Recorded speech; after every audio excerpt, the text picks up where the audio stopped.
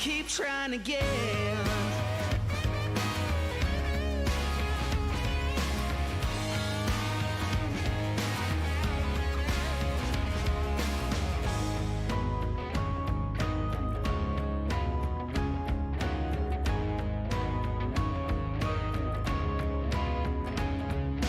I'll keep shining over you all with your wings entwining. You better face the fall. Zero. Everybody's trying to be heroes when all they have to say to be okay is I don't know. Are you okay? I'm not that sure.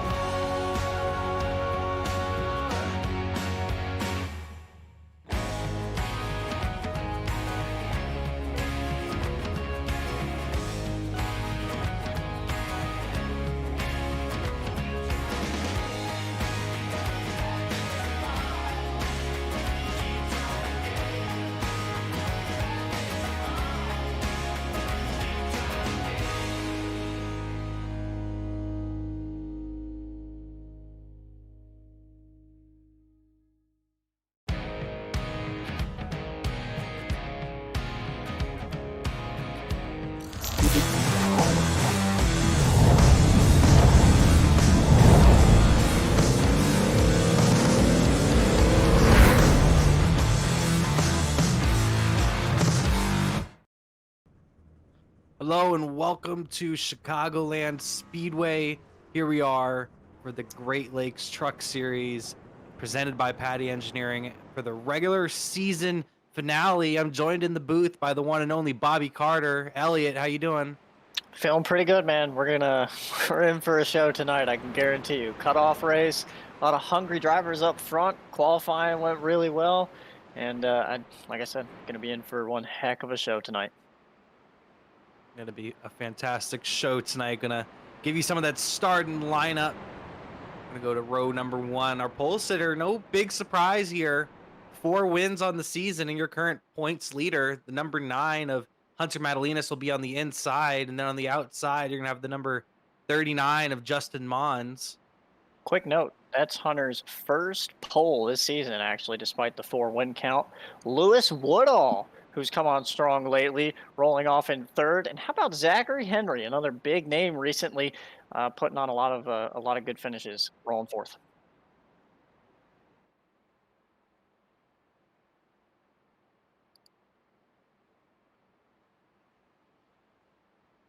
Kyle, row 3. Row number 3, we have Austin Moore on the inside, and we have Matthew Durr on the outside. And I'm showing Steve Mclean rolling off 7th with Eric Kepf in 8th. In the next row, row number 5, Brandon Markowski on the inside, looking to win and get in. And then on the outside, you have Aaron Duclos looking to get that last playoff spot by points. Dustin Visser, I believe, has an ARCA win here, if I'm not mistaken, back in the day. Lining up next to Gabriel Truesdale, making another return to the Great Lakes Truck Series, starting 12th. In the next row, row number 7 on the inside, and in the 13th spot, you have Ryan Potter. And then in the 14th spot on the outside, right on the bubble coming in tonight, Hunter Brittle in the number 10. Shane Neiswanger, who's followed up a lot of strong runs recently, going to start this one from back in 15th with Mr. Excitement, William Barbagelata, rolling off 16th. In the next row on the inside, in the 17th position, you have Tyler McClellan. And on the outside, you have Will Richard in the 18th spot. Ashton Lawson rolls off 19th with Jordan Gonzalez rolling off 20th.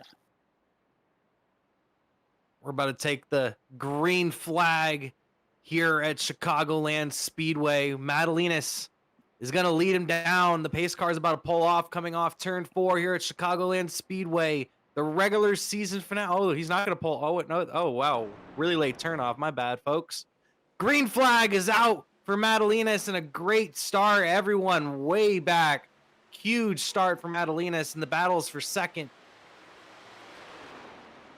Yeah, I believe Hunter was down to play more games than what the pace car was doing. He is absolutely gone. Everybody else was asleep. Maybe they were as confused about the pace car as you were, Kyle, but Hunter gone. Lewis Woodall to second. Looks like Zach Henry up to third. Justin Mons fourth.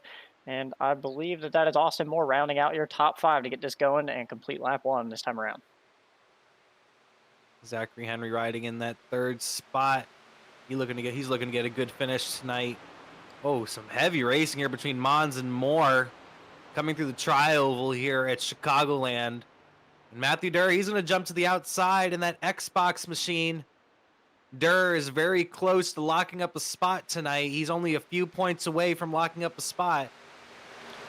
Yeah, the crazy thing is we have a very tight battle between, from 5th to 12th is really tight, and then 13th Duclos is the only one that's out 7 points back. Mclean is 46 back in 14th, sorry. So everybody aside from Duclos basically needs a win.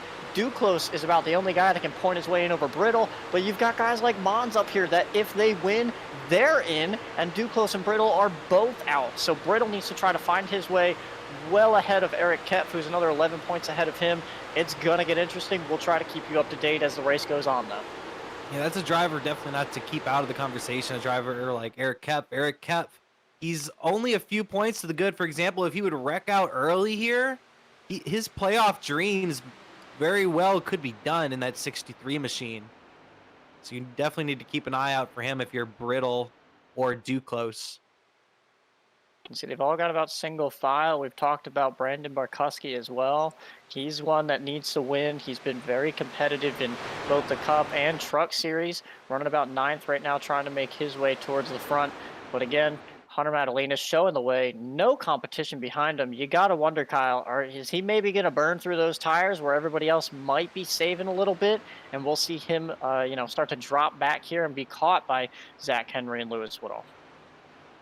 I think what Brandon Markowski is going to do, he doesn't really care if he burns off those tires early, I think he's going to try to get up and get that track position before we maybe get pit stops or a caution flag.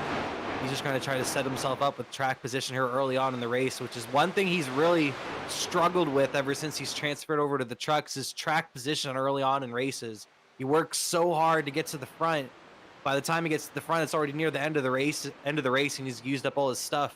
So he's going to try to do that early here as you see how hard he's racing on the inside of that number 37 and 97. Yeah, we got Eric Kepf in a new scheme. Didn't recognize that was him making gains up through the field. Started 8th, sitting about where he started. He's only moved up to 7th, but all these guys pretty much in new paint schemes between the 63, the 40, the 42. I believe Gabe Truesdale back there in a pink scheme today as well. Different scheme for him. So you're going to have to maybe readjust your eyes and figure it out. But Eric Mons trying to move up. Looks like Austin Moore's cleared Mons and is starting to move forward now. And Durr on the outside of Mons. Maybe that outside's going to come in pretty quickly here. We thought it'd take a little bit, but Mons from 2nd back to about 6th, losing ground. Steve Mclean on his butt now. I'm not too surprised that we already see this high lane coming in a little bit. The high lane always seems to me to be a little more dominant than the inside lane here at Chicagoland.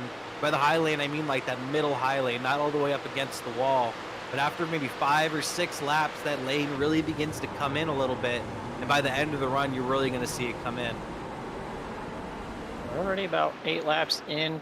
Pit stops are going to be, I believe, between about 32 to 35 laps at a time. So we expected this to go green for a good bit, and we may get it as the field's kind of separated out, and they're all just kind of running nice and clean. I mean, you got guys all over the place around 7th or 8th here, but they're pretty clean about it. No one's really making any crazy moves. But Mons continuing to lose spots. Mclean around him from the inside lane, and now Eric Kepf on the attack. Mons is just not feeling it right now. Yeah, Mons is definitely not feeling it. Had a lot of fast times in practice and in qualifying, but he seems to be dropping right now, currently behind the number 37, Justin Mons.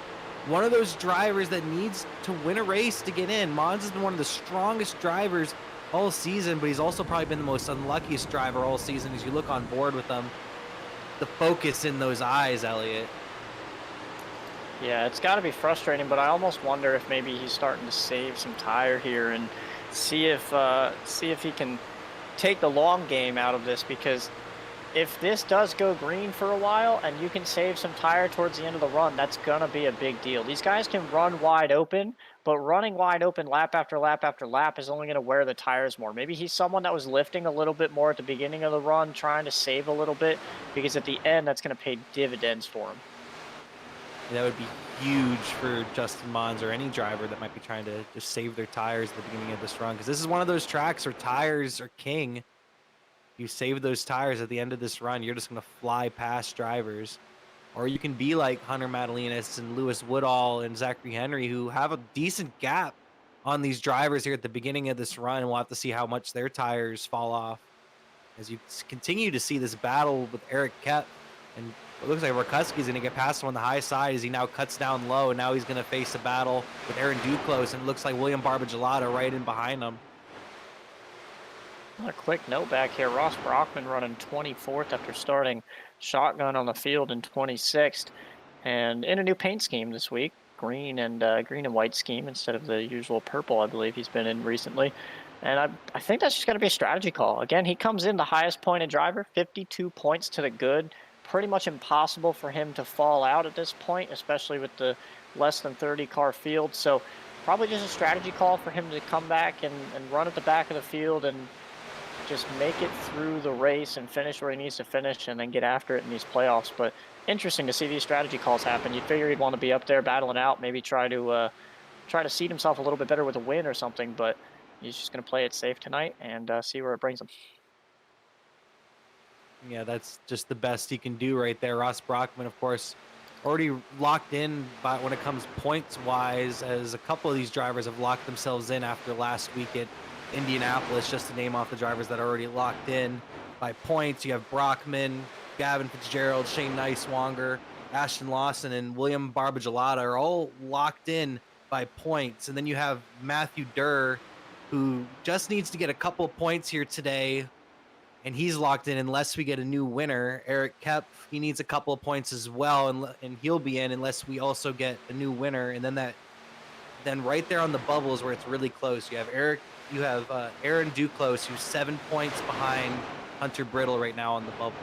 And that's the two drivers I'm really keeping my eye on. And right now they're right around each other on track. Duclos started 10th, is running 9th. Brittle started 14th, running 11th. So they're definitely going to be accustomed to seeing each other a bit. Quick update on the front. I mean, Hunter Madalinas, no trouble at all, but I will say Lewis Woodall and I believe Zach Henry are kind of working together here. Lewis is putting a bit of a dent in it. He's caught him by 2/10 the last 2 laps. So maybe Hunter's starting to burn up his stuff and Lewis is getting there. Surprising to see Lewis Woodall up here in second, but again, if he wins tonight, he could lock himself in. I'm not even sure where he is in points, but I mean, he is a truck regular. So there's always that potential. I'll have to double check that stat, but he is another guy that could potentially play spoiler for these playoff guys. Honestly, at this point, I'm not too surprised to see Lewis up there. At the beginning of the season, that would have definitely caught me off guard, but if there was an award for most improved, it would definitely go to Lewis Woodall. These last couple of weeks, he's been putting in some good runs, Lewis Woodall. And very well, you're correct, Elliot. If he wins this race, he's in that playoff spot. A driver we haven't really talked all that much about, but these last couple of weeks, he's really been putting some good runs together.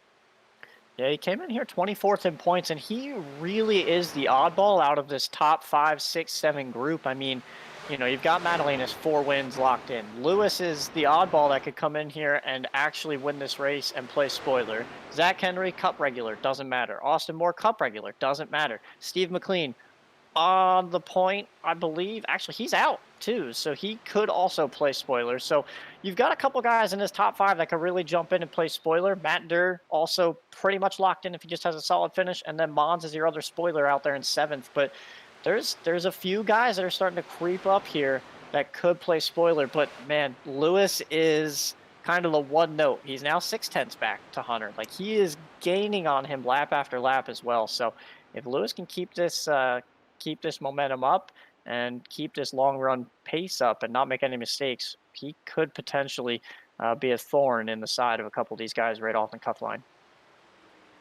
Here you are watching the battle back here. You see Justin Mons and Braden Markowski back here. These are two drivers that if they win, they're in.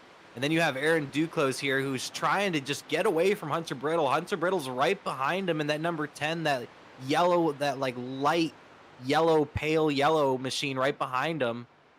And he's just trying to get away from him because coming into this race, he's 7 points back of Hunter Brittle. That means he needs to finish around 7 positions ahead, pending if one of them maybe lead a lap. But Aaron Duclos is just trying to get as many points as he can and get away from Brittle, but Brittle is just doing a fantastic job because Brittle, all he needs to do, he's racing Duclos. If I were his crew chief, all I'd be saying is just race Duclos. Don't worry about anybody else, just race Duclos. Yeah, you can tell how important the tires are. They're starting to come in now. Brandon's cleared them on the outside, and now they're side by side really tight.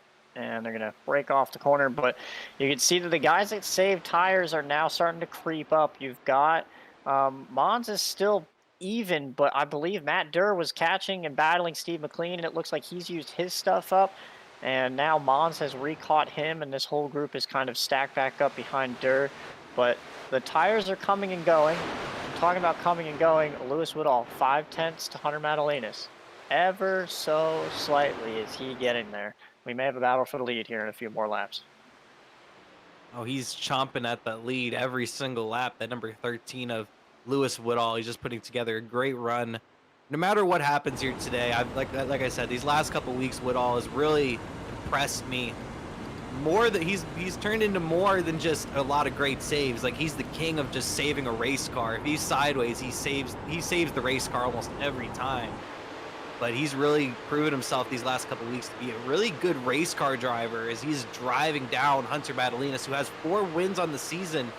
Hunter Madalinas has been the MVP of this regular season so far.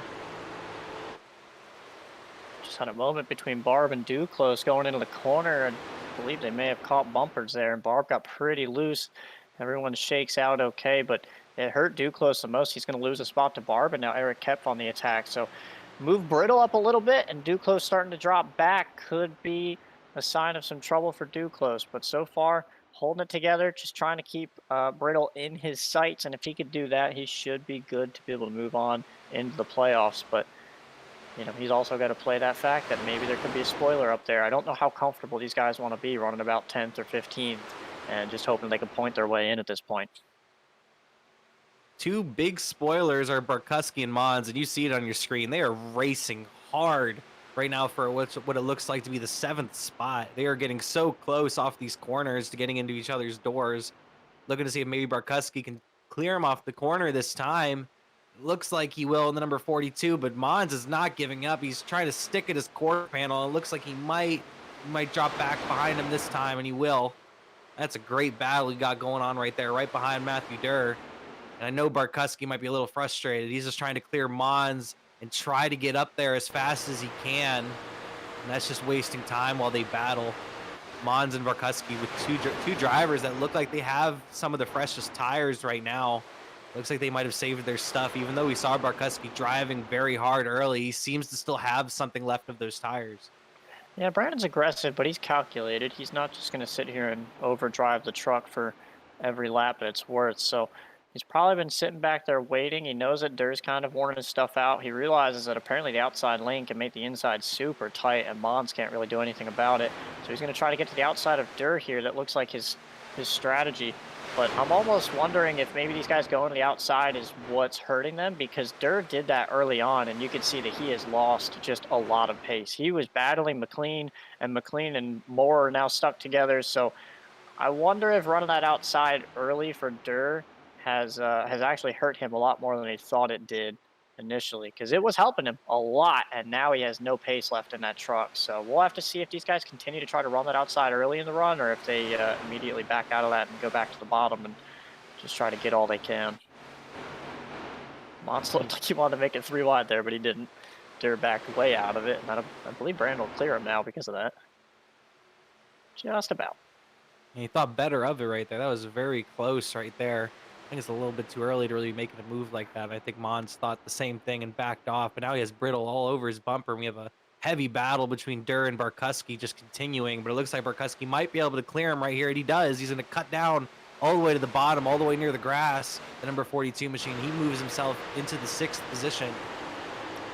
See what the draft off Brittle did to Mons, just pushed him right to the outside of Durr. Durr has no speed down at the bottom of the track now. It looks like he's just really arrow tight.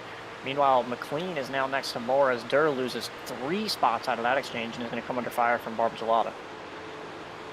Yeah, Steve Mclean makes the pass up here for the 4th spot, but now we have the top 3 beginning to get really close. Lewis Woodall and Zachary Henry have closed down the gap, and they're right there now. They're right there within 2 car lengths of each other, Lewis Woodall and Hunter Madalinas. Jordan Gonzalez made a really late entry to pit road. He hit it at pit road speed, but he is in fact in his box. I'm not sure of that call where he's barely to lap 30, pit on 29. If that serves me right, he can't. He might be able to stretch it. So he may just be trying the long game of pitting now and assuming it's going to go green all the way through and just stretch pit stops later. But yeah, as you said, Lewis is here. 2/10 behind Hunter Madalinas. Zach Henry to boot is right behind him. So if Lewis can get to Hunter, maybe he can use Zach to help him around. But the battle for the lead is officially here. It's just taken us about 30 laps right before pit stops. Yeah, Jordan just trying to gain some spots, I think, by pitting at that time. Trying to gain some spots here early on the early on the run, and maybe hoping on a caution maybe midway through the run or something like that. Right now, these drivers are running around a second and a half slower than their quickest lap times, so the tire fall off is pretty decent right now. But here comes Woodall. He's trying to get to Madalinas and maybe take the lead right before we go to pit stop. So, and right when I'm saying this, it sounds like your race leader, Hunter Madalinas, is coming down pit road this time by the number 9 machine. I think Lewis's best bet would be stay out, and that's what he's going to do. Yeah, I think Hunter being the first one to pit is not the strategy call. I mean, at least, whenever I run these races, I try to go, a lap or 2 later than the guy in front of me if I can. So Hunter as the leader, I feel like should have tried to stretch that, knowing he had ultimately the fastest truck and not really a ton of competition behind him. Besides just really Lewis and Zach Henry. So interesting call from Hunter to pit early, but we'll see how it all works out. Lewis going to stay out another lap again. That's the strategy call I'd do. I think Lewis is making the right move. Zach pits, Steve Mclean pits, but I think Lewis is on the right strategy. You want to stay out longer because you want that extra tire at the end of the run. Yeah, very, very good move. I really like this move from Woodall. I like staying out a little bit longer. I agree with you, Elliot. And also just getting on a different strategy than the leader. It's always going to make a difference, whether for good or for bad. And we know Brandon's going to do the same thing. Lewis with a really soft entry, though. He's going to lose a lot of time. He cut down very early. That's going to hurt him. That's the thing that wins races, is making sure that you can get on pit road very hard. You saw how much ground Brandon was able to make up on Lewis right there. Lewis not able to get to pit road as hard as someone like Hunter Madalinas or Zachary Henry or Brandon Markowski. So we'll see where he pans out, but I still think those 2 extra laps of tires are going to help him throughout the run. Pitting later is definitely going to help him later in the run, but I definitely agree. Too soft of an entry.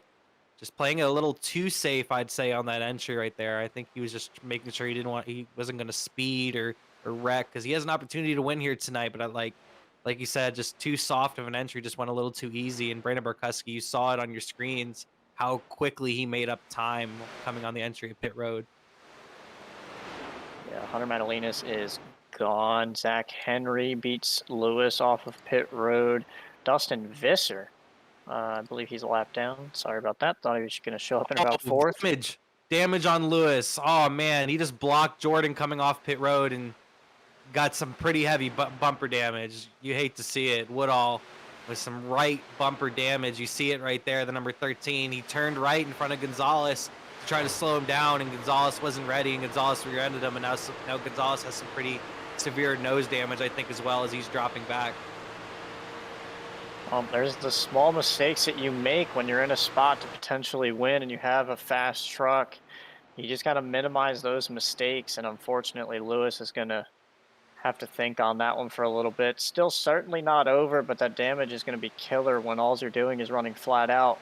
when you're not in draft or anything around these guys. So we'll have to see how that pans out for him. But right now, Hunter Madalinas back to the lead as we cycle through. Zach Henry to second, Steve Mclean to third, and Lewis and Austin Moore will round out your top 5. How about Brandon Markowski up to 6th? Despite that strategy call, he stayed out longer than virtually anybody else in this top group, and he's right here knocking on the door of a top 5. How about Brandon Markowski? Oh, when we were watching those entries, we saw how slow Woodall went, but Markowski was going super fast. He was almost like Ken Block in there. He was flying coming into pit road, and he just got under the speed limit. Like the most pin-perfect entry you could ever want. And that's what Markowski had. He made so much time up coming onto pit road, and that's what's really helping him right now. And at the end of the run, you're going to see these tires just kick in for him, and he's going to really make up some spots. The drivers really to watch right now is Mclean and Markowski. Mclean, if he wins, he's in, and he pit 1 lap after Madalinas. And then you're looking at Markowski right now. He pit 2 laps after Madalinas. And Woodall as well. Woodall also pit 2 laps after, but I'm really wondering how badly that damage is going to affect him. Right now, he's running around 3/10 slower than Austin Moore and Brandon Markowski as they're driving up on him. So it looks like it's affecting him a little bit.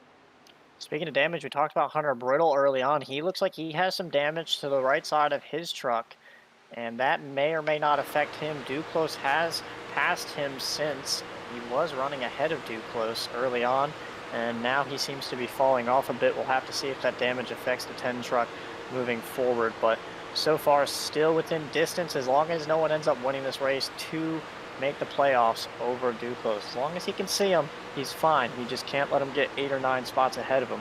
He just needs to be right with him. Well, that's the goal here for Brittle. He just needs to race Duclos. Duclos needs to race Brittle. You just need to race each other really and just not get too aggressive and really ruin their chances of even getting to the playoffs. That's the last thing you would want, is to get some damage, some severe damage, or wreck out of this thing. But also, just to keep, we keep on talking about it, but Mclean and Markowski are running very good lap times right now. So it's just 2 drivers you really need to keep an eye on.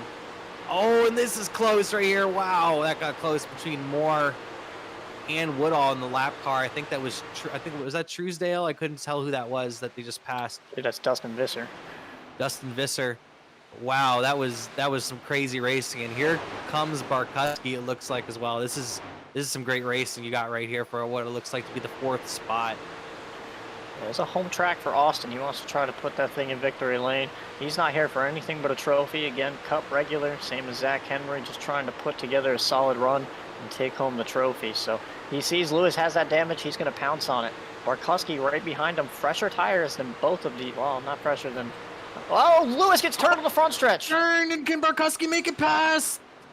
He does, and Woodall, oh, you hate to see it. Woodall had a great shot to win, and no caution as he's able to gather it up. Oh, and there he goes. He's going to spin it on the inside. Now the caution comes out. Oh, man, you hate to see it. Lewis Woodall, he was having a fantastic night, a career night. And it all goes up in flames there. The number 13 machine of Lewis Woodall. Wow, you just hate it. Tried to gather it up on the inside, just trying to get as much speed as he can, and just respun it out, it looked like, when he spun it out on the inside. I think that's the case of he thought Austin was going to go under the apron, and Austin did not cross that white line, and Lewis just kind of came across his nose, unfortunately, and that is the situation we're dealt with. Yeah, it's just I'm really disappointed for Lewis. Lewis had a career night going. Looked like he might have been the fastest truck here tonight, maybe even faster than Hunter when it comes to at least the long runs, and just very disappointing to see that from Lewis. But it's unfortunate he also hit the outside wall there, because I mean, he could have, you know, repaired that damage later on if we did get another caution and been okay. But I think with that extra damage now, I don't know that that's even going to be competitive at this point. We were questioning it before, and now you've really got to question it. But strong run for Lewis has now gone up in complete smoke, unfortunately. You'll see on board here from Austin's angle. Again, he just doesn't cross the white line, and Lewis, I mean, can't fault either driver. Austin's just doing what he can to pass him, and Lewis is making an assumption that Austin's going to cross the line. So unfortunate circumstance for Lewis to be taken out from that. Yeah, it is real disappointing, but we get a caution, so this is really going to shake things up.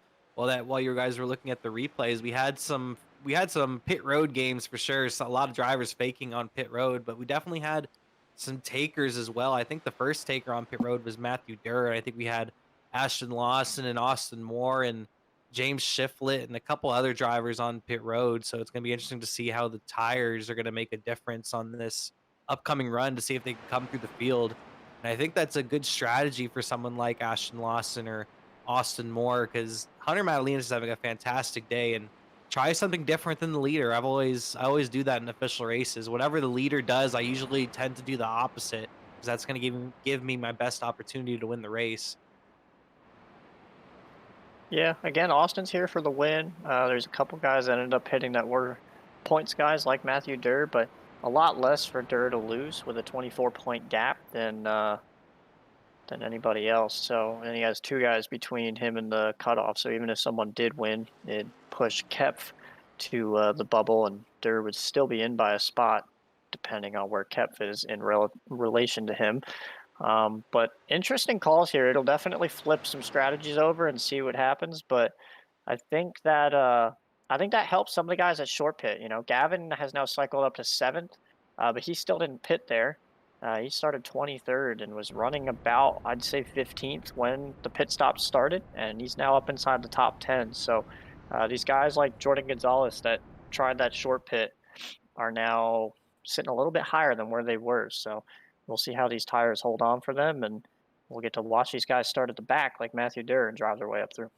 That's why a lot of these drivers, I think, made that early pit, was to get that track position in case of a caution come out.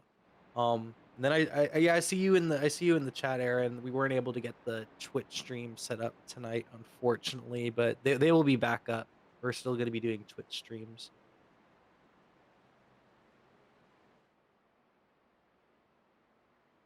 I guess the big question here is, I mean, how aggressive does someone like Zach Henry get? And then on top of that, you've got 3 guys right in this top 6 group that haven't won yet this year, that are outside the bubble, that need the win. How aggressive do guys like Steve Mclean, Brandon Markowski, and Justin Mons all get on this restart? I mean, do they want it now? Does that track position matter right now? Because from what we've seen, it really does. It's hard to pass here when these tires wear out. Well, I think it's everything, Elliot. I think on this restart, you can see I can very well see either a big accident or just some crazy racing going on up at the front, because you have 3 drivers that could win and get in. 2 drivers in row number 2 in the 3rd and 4th spot. You have Steve Mclean on the inside. You have Brandon Markowski on the outside, and on the outside of row number 3 in the 6th spot, you have Justin Mons. So these 3 drivers are trying to win the race and get in, and that's all they can do to get into the playoffs is win and get in. They're not points eligible at this point in the season. So that's what they need to do, and I can definitely see someone, especially like Brandon Markowski. We know that he can get aggressive, so I can definitely see him on this restart, maybe making it 3 wide or something along those lines. And the pace car is about to pull off pit road, it looks like right here, and we're going to go green flag racing once again in the Speed Zone Productions 200 at Chicagoland. And Madalinas gets off to a good restart, gets off to a couple car lengths lead, and everyone else behind him is trying to get into their spots. I think they were a little bit more ready for that, but because Hunter can cut that apron, I'm surprised no one else is doing that. Hunter's the only one. I mean, third, 5th, 7th, these guys on the bottom lane, they can do that. I'm surprised that Barb didn't try it, that Mclean didn't try it, and they just all kind of sat in line. And it looks like that's going to hurt the outside right now, but it looks like Zach's going to clear Steve Mclean maybe off the corner. It's tight. It's not quite there. Steve blinks for half a second. That was scary. I'm sure that scared Brandon, but Zach Henry back up to 2nd, Mclean to 3rd, and Brandon's going to sit here and, wow, he was all over Mclean going into that corner for 4th. Yeah, he was all over his bumper going into 1 and 2, and he's still going to be on his bumper coming off the corners. He's going to have a huge run. Oh, it's 3 wide. You have Gavin Fitzgerald on the inside. William Barbagelata trying to throw the block. Oh, Brandon bumps Mclean, and Barbagelata gets into Brandon. And there's the big wreck I was talking about. There goes Markowski, the number 42, and his playoff hopes are over and done with. Oh man, you hate to see it. The Napa Auto Parts machine is destroyed, and there he goes. He disappears.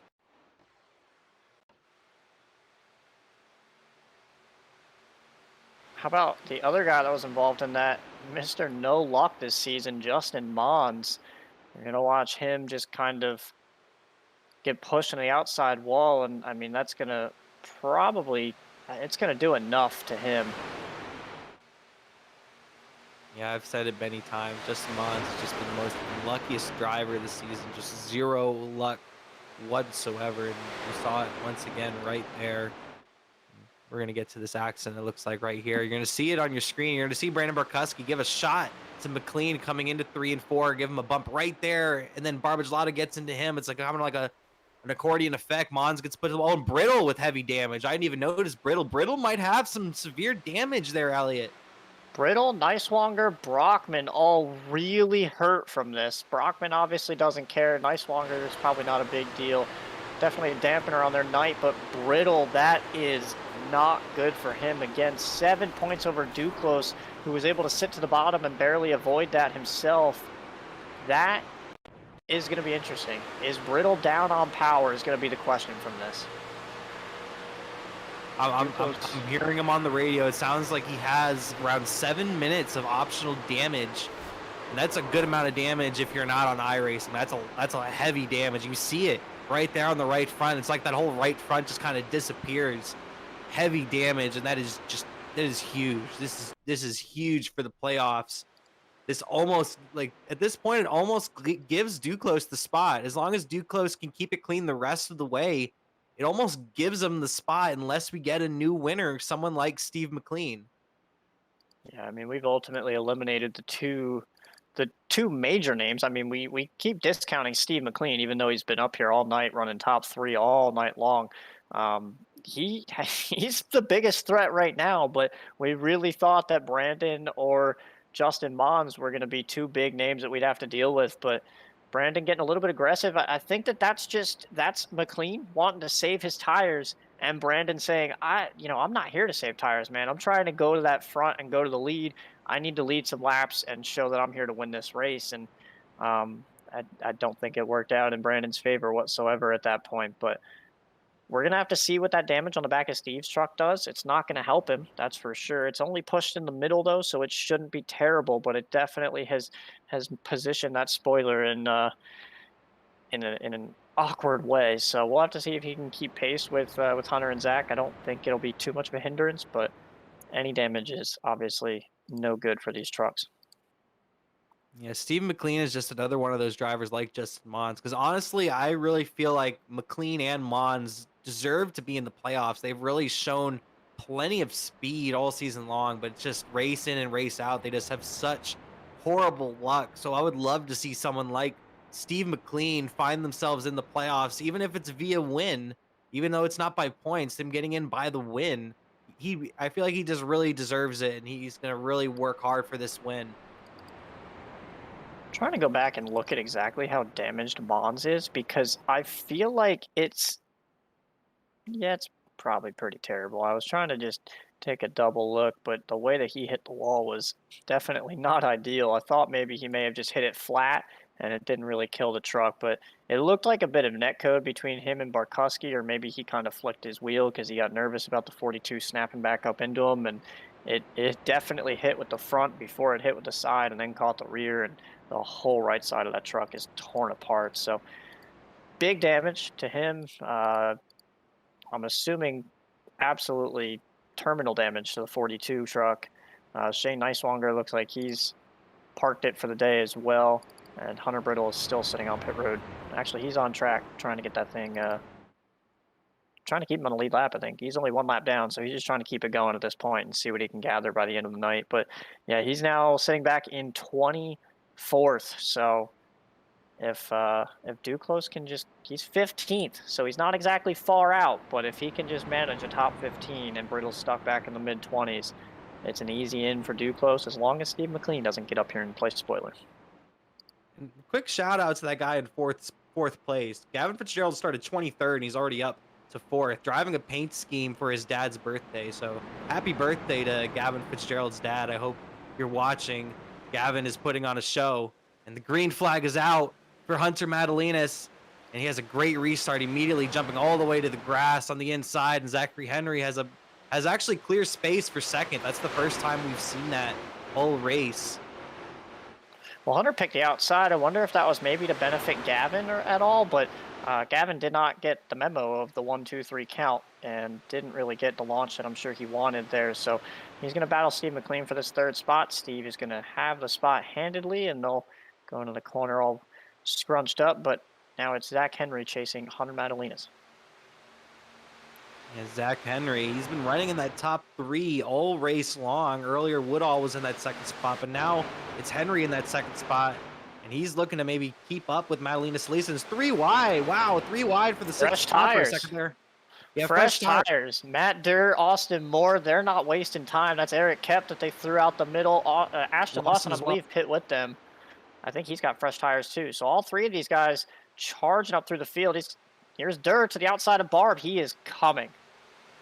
This could possibly be the move of the race if this works out for these drivers. You see Matthew Durr, he's picking these drivers apart, and right behind him is Ashton Lawson and Austin Moore. And I'm really looking at those 2 guys because they're really letting Matthew Durr do all the work. So Matthew Durr is going to be the one to end up really using up his tires, and these drivers just need to follow in Matthew Durr's tracks. Yeah, we don't really talk about Durr too much, I don't feel like, but he's a consistent top 5 or so guy. I mean, he's been inside the top 10 in points all season long. He's had a couple of bad luck runs, and here he is trying to go after a win once again. And I mean, I kind of thought the tires would be a little bit more beneficial, but it doesn't look like he's really clearing Barb as quickly as we anticipated. Austin's now working the outside of Ashton. Barb pushing up the track a lot. Durr might catch the wall. He keeps it off it. Wow. But you can see just how much of a difference those tires are between Barb and Durr, but Durr just can't complete the pass out there. Barb doing a really good job of hanging with him.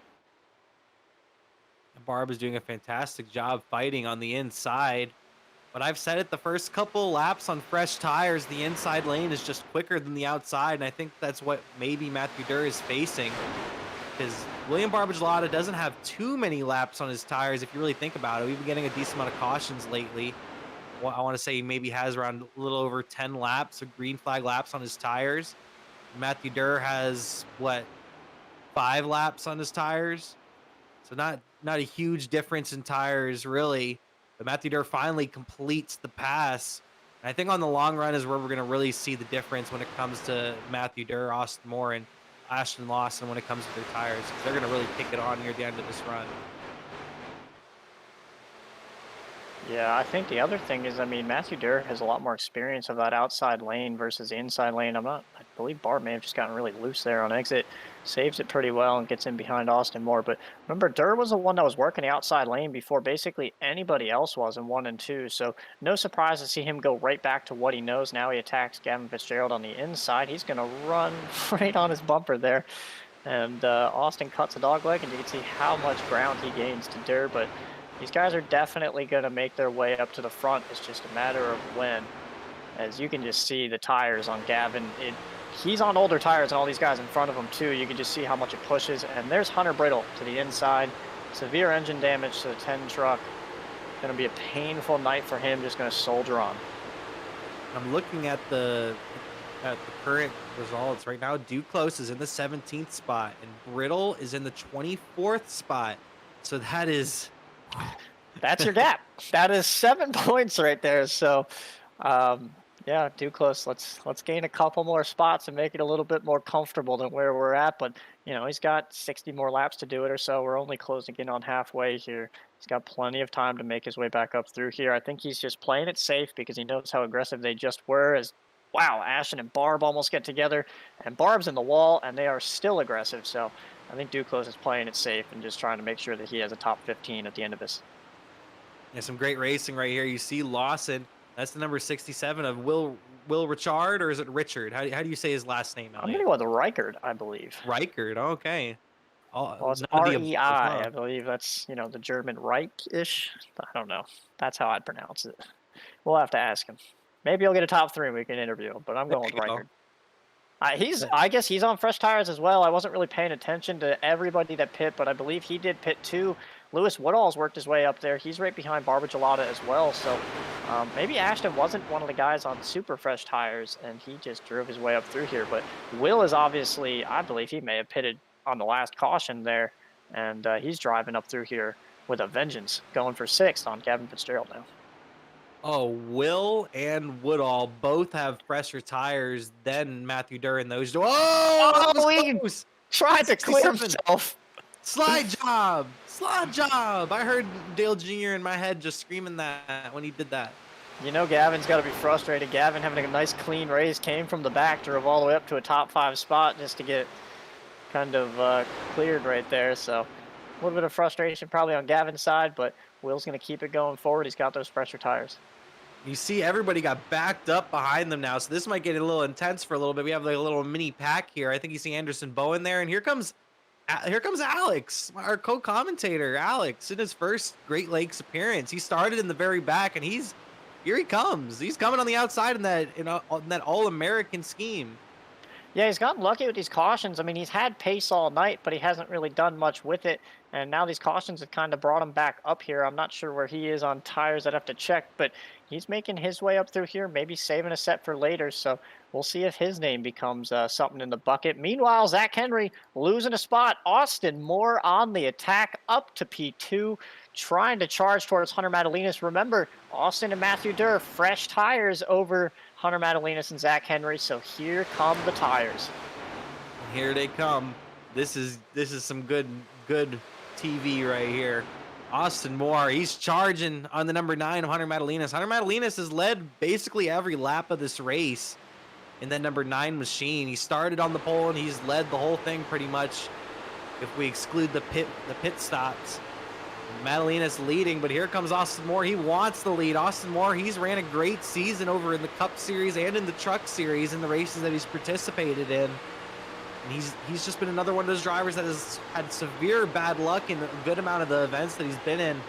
And I know it would be sweet for him to get to victory lane tonight, even though it's not for any points and he's not going to lock himself into the playoffs or anything like that. It would feel good to celebrate in victory lane for that number 91 machine. It's essentially his home track, I believe, as well. I think I said that earlier, and he would love to get a win here. Steve Mclean going to hit pit road. So I think that might be slightly early. We're only on 67, and we definitely had that yellow flag, so I don't believe he needed to pit this early, but may just be trying a different strategy. On the inside of 3 and 4. Sorry to interrupt. It looked like Nicewanger, and it looked like the number 60 of Gabriel Truesdale. I heard Nicewanger in the chat upset about something, and I went to go looking for it, and I just saw 2 cars just sitting in the grass in the bottom of 3 and 4. Gabriel Truesdale, the honorary Mr. Pink of the week, Gabriel Truesdale, and Shane Nicewanger. And Nicewanger luckily had just locked himself into the playoffs last week, so he's already in the playoffs, Shane Nicewanger. But still, you hate to see 2 torn up trucks like this at Chicagoland. I think they just gave Steve Mclean the biggest possible benefit. I mean, everyone's going to pit here, I'd assume. Maybe not people like Austin Moore, but definitely Hunter Madalinas, Zachary Henry, and these other guys that are on older tires are going to pit. And if Steve, I'm looking back to see if he actually made his stop or not. If he stopped and completed that pit stop, he is going to be your leader. I think he's actually a lap down. Yeah, he's a lap down. Did he get trapped? Yeah, he got trapped. He got caught. Yeah, I'm hearing the chatter on the radio as well. Mclean isn't happy about the timing of that caution because I think he was really trying to make that pit stop, maybe just trying to get way off strategy and try something way different and see if it was going to work for him. And the caution just didn't help him out at all.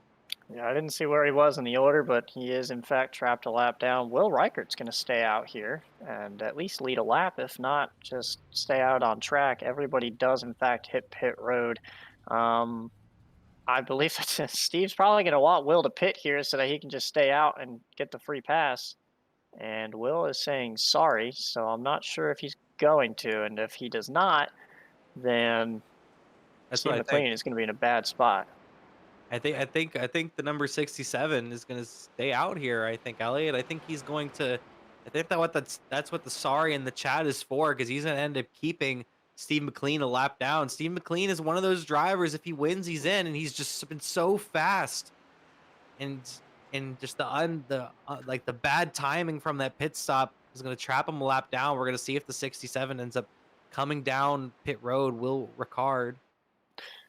91, Austin Moore wins the race off of pit road. He will inherit technically third place because Ryan Potter has also stayed out. So, and those two will continue to stay out. Ryan Potter and Will Reichert are gonna stay out, and Steve Mclean is gonna suffer the most painful fate here. Again, one of the only guys left on the outside that, you know, probably has a clean truck and a competitive chance.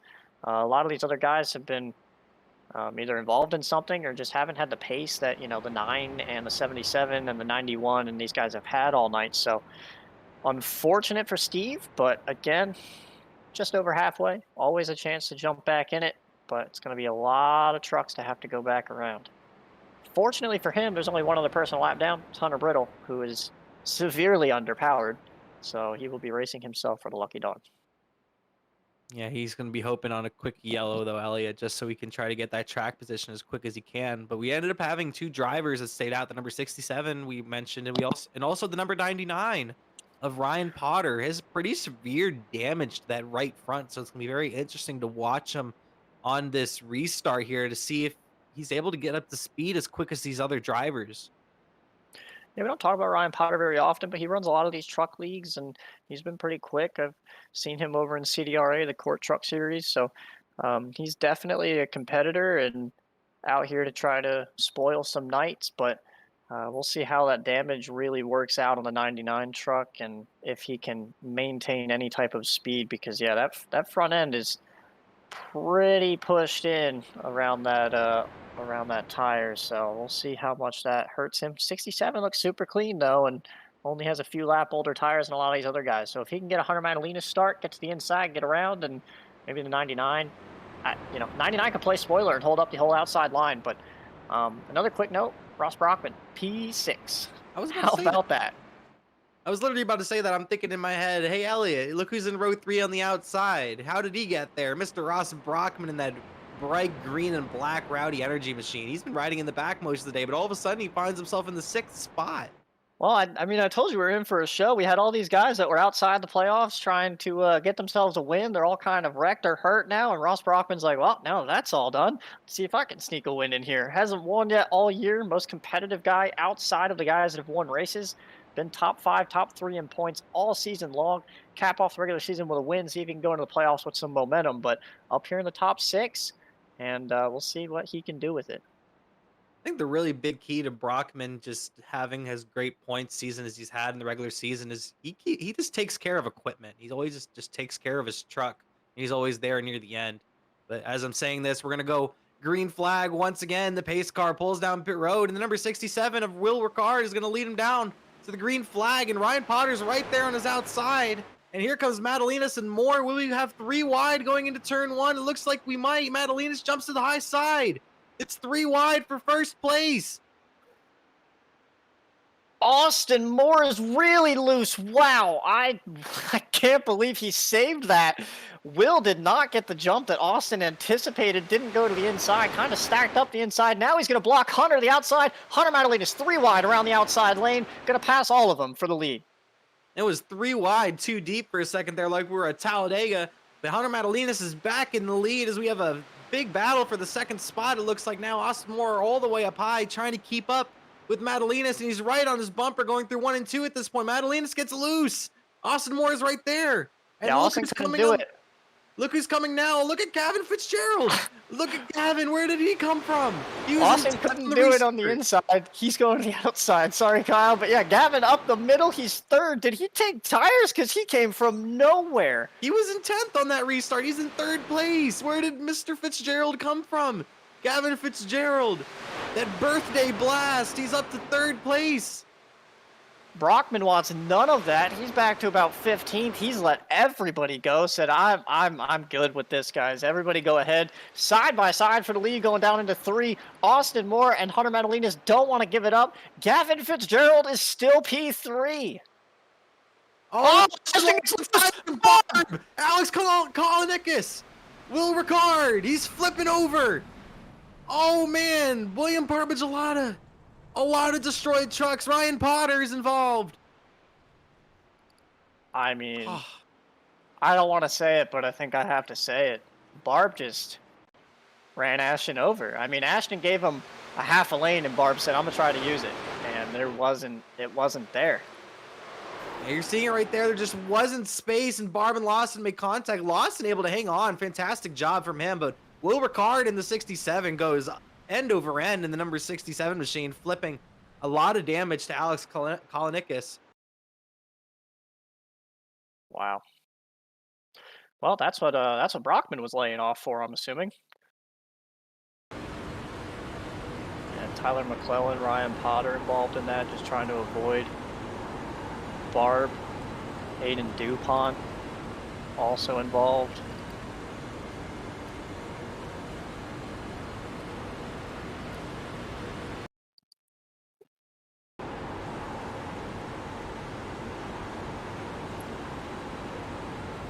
Watching on board from Will Reichert, just nowhere to go. I mean, Barb's truck is just in the middle of the track and unbelievable.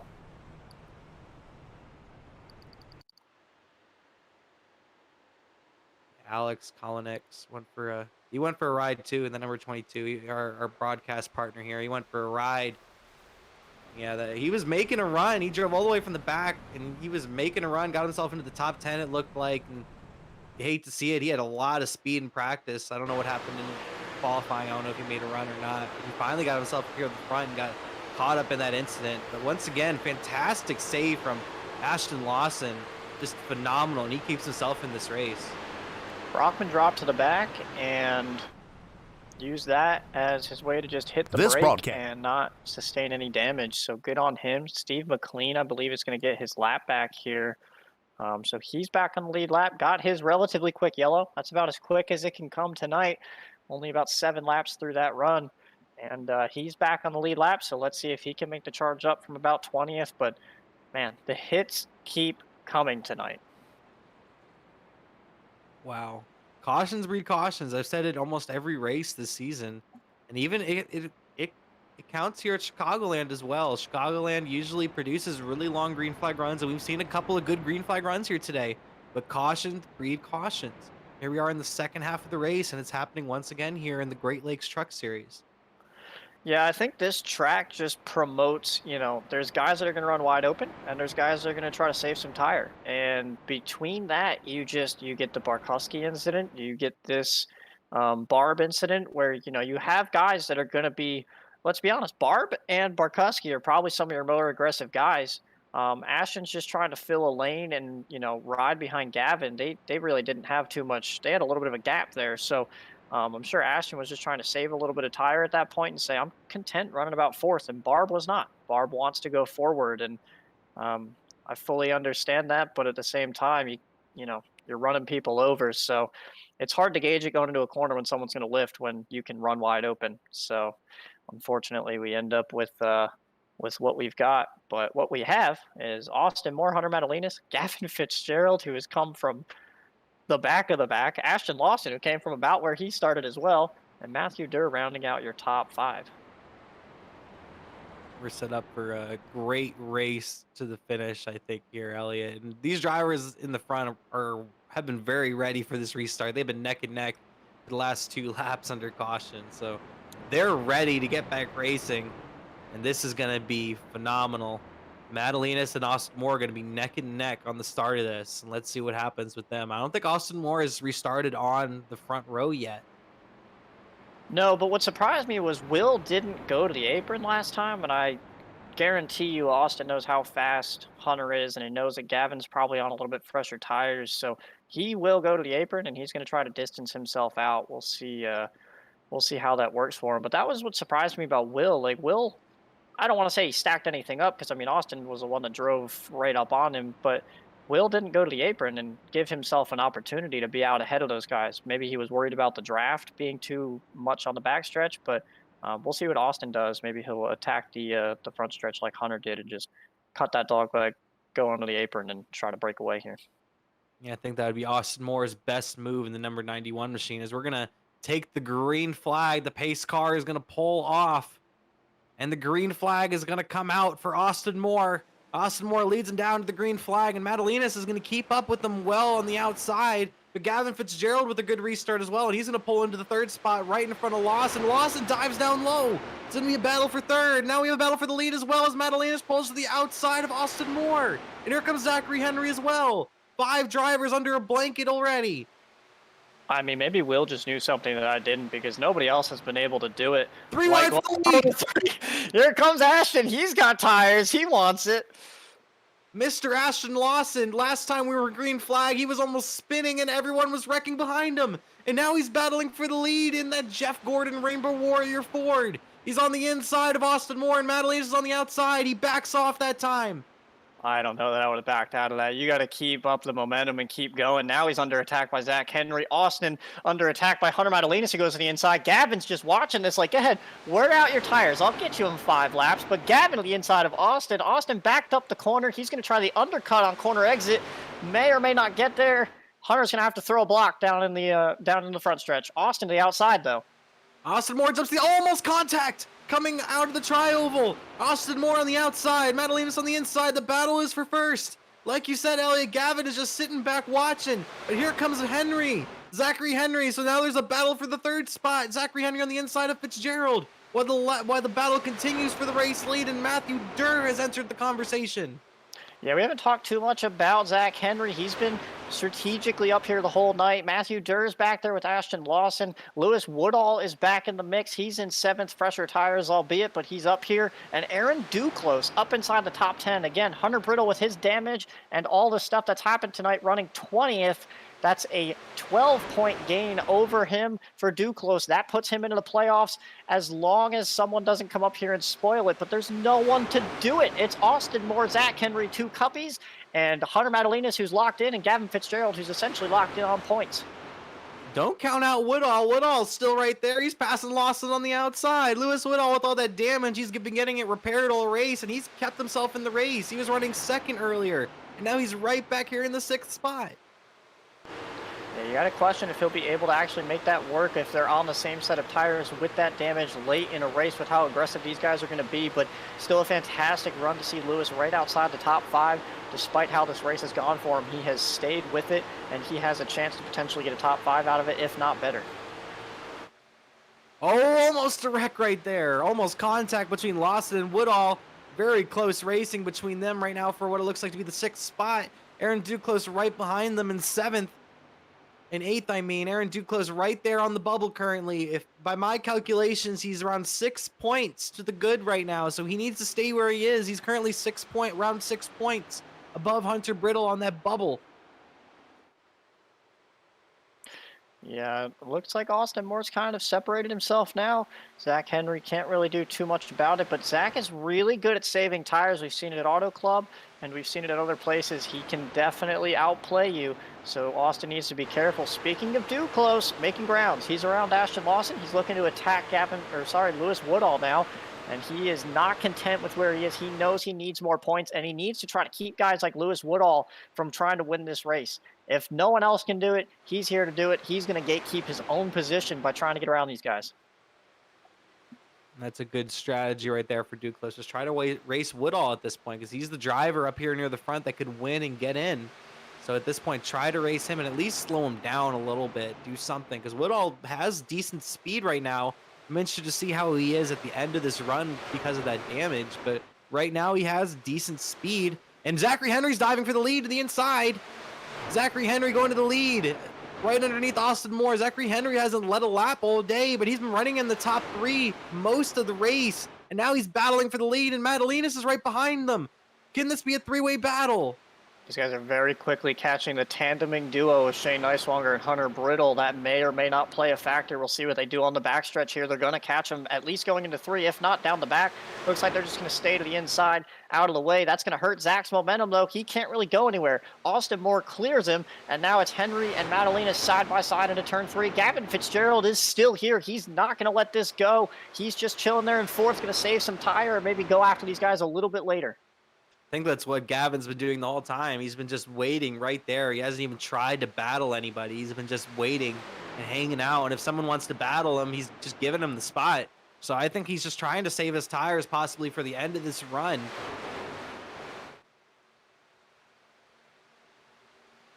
Because I think these drivers can make it around 36 laps if they push it. So they're going to have to pit at least one more time. Just the question is, when are they going to make that pit stop if it stays green?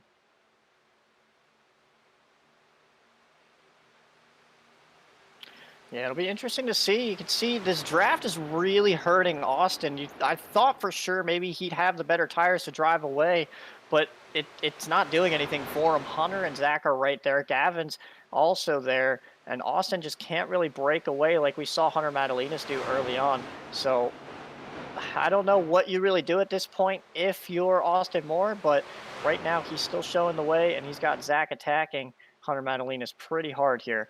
Meanwhile, Duclos has cleared Woodall. He's now up inside I believe that's 4-6th actually, and he's trying to track down Durr 4-5th. And Duclos is moving his way up. The way it looks right now, if we don't get any cautions, most likely Duclos is going to make the playoffs. So he's doing well right now, but he wants more. We've seen a lot of speed out of Duclos. We've even seen a couple of races where he was up there competing for the win. So we know that Duclos can get the job done. He's trying to at least get to the top 5 as he sees Matthew Durr right up there in front of him. Then the top 4 are still battling pretty heavy up there. Yeah, it's no surprise to see Austin Moore up here as Gavin trying to make the pass on Zach Henry. I'll say I don't believe he's going to clear him here, but Austin Moore has definitely been a very solid competitor, just not a ton of luck, and hasn't actually been able to showcase a win yet in the Great Lakes Racing Series. So we'll have to see if he can polish it off this season and hold off the guy who's actually won the most events this year in the Truck Series with Hunter Madalinas, and Zach Henry, who's I believe all he's won is Auto Club. He may have won an additional race, but Zach Henry has been a pretty notable name in this series as well. So a lot of top talents up front, but also a couple guys that don't have their a win yet in this series between Gavin Fitzgerald, Austin Moore, Matthew Durr. All these guys have been incredibly fast at certain events, just have yet to polish off that winning trophy in their career. Yeah, looking at the stats, Zachary Henry does not have a Truck Series win. He does have one Cup Series win, but he's yet to win a race here in the Great Lakes Truck Series. He's not a full-timer. He races here and there, but he's trying to get his first Truck Series win. He's up here competing for it, battling with Madalinas, but it looks like Fitzgerald might be able to get past him on the outside this time, Elliot. Yeah, and look who's just lurking. Matthew Durr has done a solid job all night long of just kind of managing what he needs to do. He's tried a lot of different things with, the high line, the inside line, different tire strategies. I mean, he has probably been the guy tonight that has tried more stuff than just gone with the flow.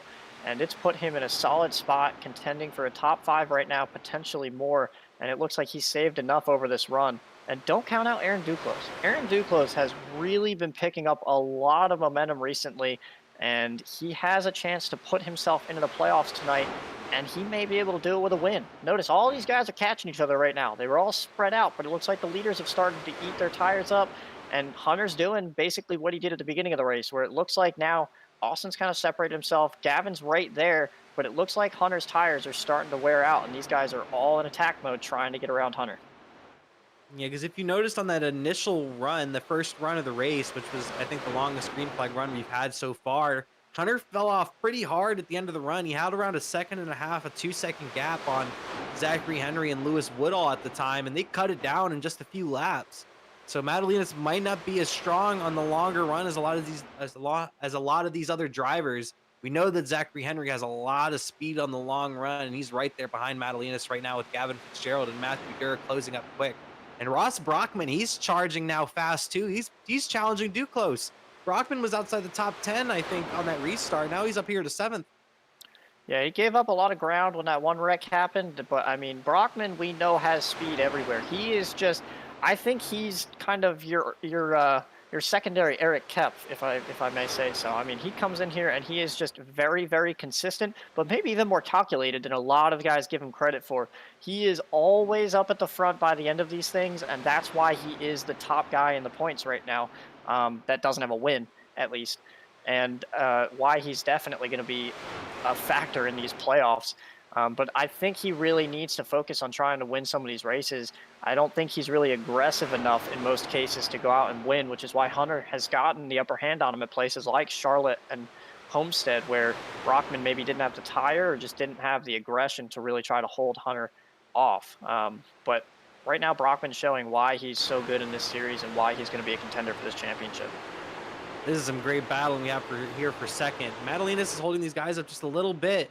And these drivers need to get past Madalinas quick, because just from watching and commentating a lot of these races, I know Austin Moore tends to be a little bit quicker on the longer runs. So these drivers need to get past Madalinas quick if they want a shot at Austin Moore, because he's beginning to drive away from these drivers. There's one thing I know about Austin, having raced against him. It's that he will absolutely fill your mirror at the end of a run if you're leading and he's in second. He is, without a doubt, one of the fastest guys on older tires. Brockman actually going to lose a spot to Ashton here. Brockman's on the freshest tires. He's looking at a 24-lap stint so far, while all these other guys are at 30 to 31. Gavin's on the oldest tires, 1 lap older than everybody in this group, but everybody's pretty much on even tires. So it's not like anybody's ahead of anybody else. This is just who conserved the most over this run. And unfortunately for all these guys second on back, it looks like Austin was the guy that's conserved the most. But you can see now they're starting to get spread out a little bit more, and Gavin's trying to attack Hunter. It's just Hunter is not letting this go. Gavin's trying to attack, get into that second spot. Looking at Ross Brockman back here. Lawson was able to get back up there and get into the 7th spot. Maybe Lawson tried to cool down his tires, because you saw him at the beginning of this run, how competitive he was for the lead, and then he immediately dropped back after that. Maybe he was trying to cool down his tires for later in the run, because now he's beginning to charge back up in the number 24 machine. Yeah, remember these guys all pit around lap, I believe it was 70, maybe 77. I don't remember if they pit on 77 or not. So they're 33 laps in, so we should be seeing pit stops within the next 2 or 3 laps at a minimum. Maybe some try to do that undercut strategy and pit here, but I think maybe those cautions, like Steve Mclean suffered from, may keep these guys from trying that strategy out. Yeah, we got a good amount of caution, so I wouldn't be surprised if these drivers can go another 5 or 6 laps even possibly. We got a couple of cautions since the last time these drivers came in and got tires and fuel. So it's interesting to see how long they can go out. But a driver like Ross Brockman could stay out a little bit longer, because he came in on lap 77 when I'm seeing, and all these other drivers came in on lap number 70.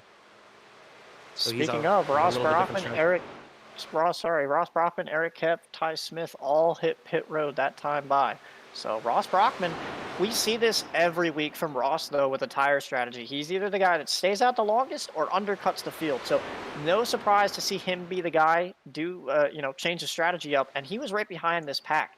If these guys stay out another 4 laps, Ross might inherit the lead here, pending how much this draft is really working for him. But Gavin, outside of Hunter here, this battle, we haven't really spoken about it, but it's still been going on, and Gavin finally got a run to the outside of Hunter. Maybe Hunter going to line up a pit stop, or Gavin just got a really good run into one because Hunter needed to lift as Austin came across his nose and cut off his air.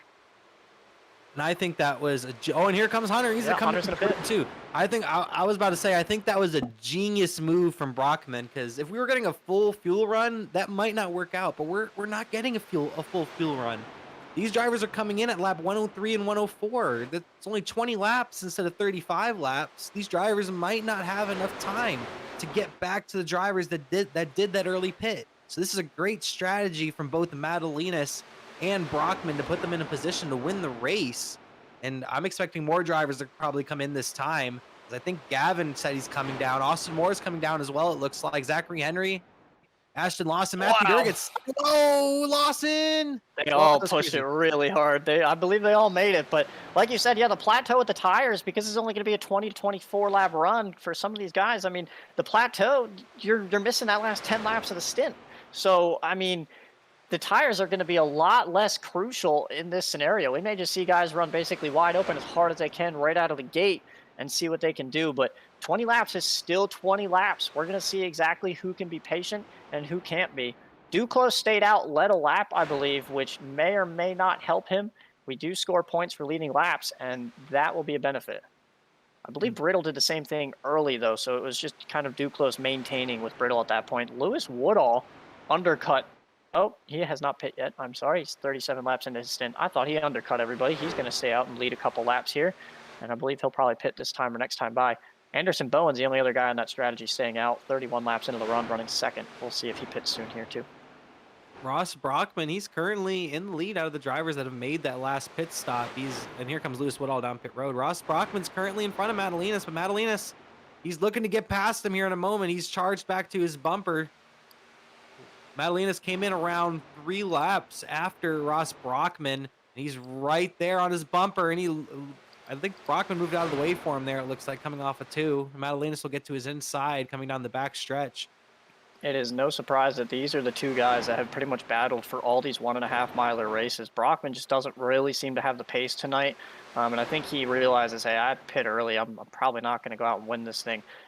The question at this point is Hunter going to go out and just wear his tires out to the point that Austin's going to be able to close down on him? Remember, we don't have the long run. Hunter might not even plateau at the point that, you know, he did at the beginning of the race. So it's going to be interesting to see what happens with this strategy. Steve Mclean is also, his pit stop's done. He undercut everybody by an additional 12 laps. So we'll see exactly what he does too. Just trying to throw a Hail Mary out there and try to win this race. But he's going to need to be caught by Hunter, who is 5 seconds behind him right now. And I think what he's hoping here is by the time, I think he's hoping that a caution doesn't come out right now, but by the time that Hunter gets there, he wants a caution to come out. That way it really comes down to strategy and taking tires if they still have tires. I don't know who still has tires. I know some drivers took tires on that early pit stop. So the drivers that took tires on that early pit stop we had when we had, I think it was Matthew Durr and Ashton Loss and a couple other drivers, they might not be able to have that extra set of tires that these other drivers might have if we have a late race caution. Brockman playing it smart, just lets Austin Moore go around him here for what will eventually be the second spot, pending Steve Mclean and Anderson Bowen hitting pit road or how this strategy works out for either of them. Anderson looks like he's just going to stick it out here for as long as he can and hope for a yellow immediately. That's his strategy, because he is, again, he's going to hit pit road, but he was the other guy besides Mclean that was outside, not going to make it on points, needed a Hail Mary win tonight, not going to come. Tried the Brad Keselowski strategy, I guess we'll call it, and it's just not going to work for him, unfortunately. Almost overshot pit road. Great job by getting on for Anderson Bowen. Steve Mclean has the race lead right now by around 3 seconds, but Madalinas has been chomping at the lead by a couple of tenths a lap, a little over half a second every single lap on the number 37 of Steve Mclean. So like I said, I think Mclean is really hoping for a late race caution. I think he's hoping for a caution here within the next couple laps to maybe take that last set of tires and have that track position. 1.5 second gap between Hunter Madalinas and Austin Moore. That's what we're going to pay attention to on top of the Mclean and Hunter Madalinas gap here, which is probably going to drop off substantially. I mean, Mclean is almost a second or more slower than Madalinas, so this is going to go by pretty quickly. The question is, can Austin Moore eat up that 1.5 second gap that Hunter Madalinas has on him through this strategy? It's going to be very close. He pit 1 lap later than Madalinas, so he's going to be a little bit quicker as this run goes on. But does he have enough time to drive down Madalinas to get his first win of the Truck Series and his first win overall in the Great Lakes Series, whether it comes to the Trucks or the Cup Series? Can he drive him down, or will Madalinas get his 5th win of the season? They're essentially mirroring lap time here. It'll depend. I mean, Hunter's been getting lucky with these lap trucks and able to draft them down the straightaway, whereas Austin's catching them in the middle of the corner and not really getting a huge tow behind them. So it's helping Hunter. That's not going to help him, though. He's going to have to... Oh, McLean's going to block him all the way to the bottom. I don't know if McLean was, like, trying to throw a block or what, but Hunter the outside of McLean. This won't last very long. He'll clear him through the corner. And now Austin's just got to pray that McLean doesn't do something like that to him, and that just hurt a ton of Hunter's momentum. Yeah, it looked like it slowed him down a little bit on that lap, Hunter. So that's gonna help. That's gonna help out Austin Moore a decent amount. He was able to catch up to him around 2/10 that last time by. Austin Moore is roughly around a second and a half back of your race leader, Hunter Madalinas, and that's the battle to watch now for the race lead. Unless we get a caution, that's going to change everything in this race as we have a little bit over 10 laps to go. Austin does have a good bit of damage to the back spoiler, to the front nose. Um, I wonder how much that may or may not be hurting him. Right now, he's barely making up ground on Hunter. Hunter might have this in the bag depending on how this damage is really affecting the 91. Steve doesn't. Steve's going to get right in the way of Austin and just kill all of Austin's momentum too. So Steve playing spoiler for sure. He's a little bit frustrated out there, and he's not just going to move out of the way. You know, he doesn't have to. There's no reason for him to. So frustration for Steve Mclean, but just trying to come home with a nice top 5 finish and hope for the best. I mean, maybe he gets a caution here and everybody has tires and he can try something else out. Yeah, that's the best hope for someone like Steve McLean. He's on a way different strategy with 10 lap older tires than the drivers up here in the front. So he's hoping on that late race caution to take that last set of tires. Here comes Zachary Henry now. He's going to make the move for the 3rd spot. And Henry's been charging. Henry's been actually catching up to Austin Moore. So that might be a battle for 2nd before we get done here. Only have a few laps to go, and Austin Moore just is not really catching that much up to Madalinas. That last time by, he only caught up 800s. I mean, yeah, 800s. That's not nearly enough to catch up to the race lead. Zachary Henry caught up to Madalinas that last time by almost 2/10 though. So Henry's really catching up to Austin Moore quickly and Madalinas, but I don't think he's going to have enough time to get to Madalinas. But he can get to Moore. This gap has not changed at all, and I'm really just starting to wonder if it's Austin's damage that he has. I'm not really sure when he received all of it, but you can see the nose of the car is pretty destroyed. The rear of the truck is pretty hurt. So there's a lot going on with that truck being damaged like that, and I believe that's probably the biggest hindrance because he had the speed while he was leading, and while he's sitting here alone, there's not very much that he can do. Right now, it's gotten a little bit closer for your points battle, by the way. Duclos has dropped down to the 10th spot, and Brittle's up to 20th right now. So Brittle is up to 20th, and we still have a couple laps left, so a couple drivers can maybe wreck out, and he can get some spots. Nope, actually, no, because he's 7 laps down, and so he's not going to be able to actually make up any spots if anybody wrecks out. So at this point, it's really up to Duclos. If Duclos can keep his car clean and not lose any spots really these next few laps, he's going to be in. I think at this point, he would need to finish 14th or better because he led that lap. So he would need to finish 14th or better if Brittle stays in that 20th spot. And right now, Duclos is in the 10th spot. Luckily for him, he has a large gap over James Shiflett. It's nearly 7 seconds. So seems like he's the last kind of hurrah of drivers that's not very damaged or anything. So not much he needs to do. Just needs to click off 5 clean laps here, and he should be able to make the playoffs and essentially push Brittle back out. So again, all of the craziness that we've had, and we're going to have 1 point change that that will ultimately set our field for the playoffs.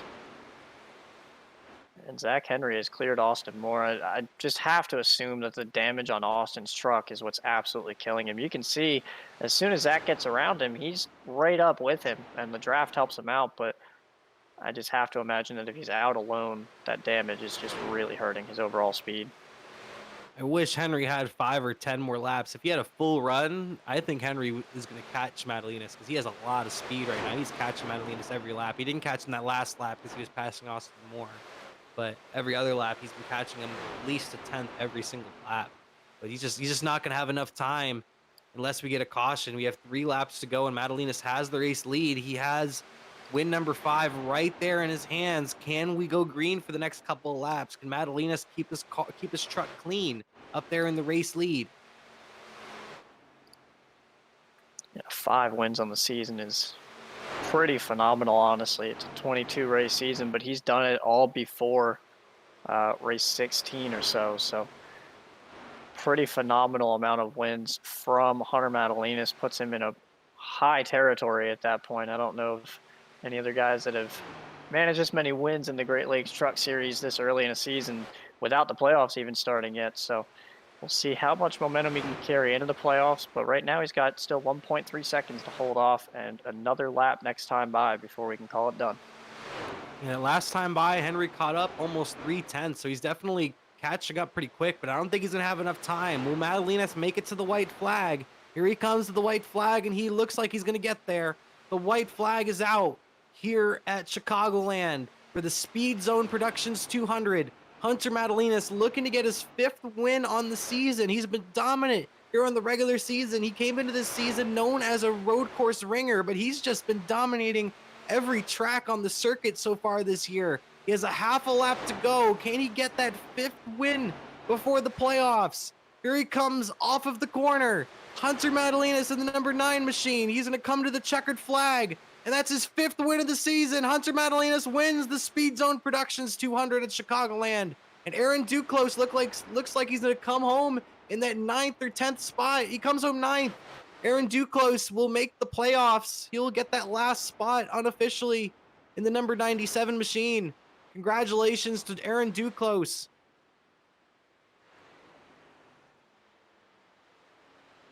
Wow, what a race, Elliot.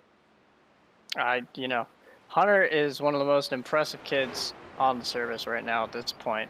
I can't believe that he pulled that off. That was just the right strategy call at the right time, and that was all him. I mean, any one of those guys could have pit when he did, and he just played it absolutely perfect. No one really had a shot at it at that point, and at the end of the day, if you're going to call strategies like that, you need to get it done, and he absolutely did it in both ways. Well deserved for Madalinas. He's going to burn it down here at Chicagoland Speedway. And your winner is Hunter Madalinas, his 5th win on the season, his 5th win in 15 races. That's a third of the races so far on the season. Great job from Madalinas. He's been really putting in work. And he got a lot of congratulatory bumps after the race. And we see maybe some beef after the race right there. I'm not sure right there with Truesdale and Niswanger, but definitely some action after this race. Probably some frustration on Shane's part. He didn't really have the night that I'm sure he wanted.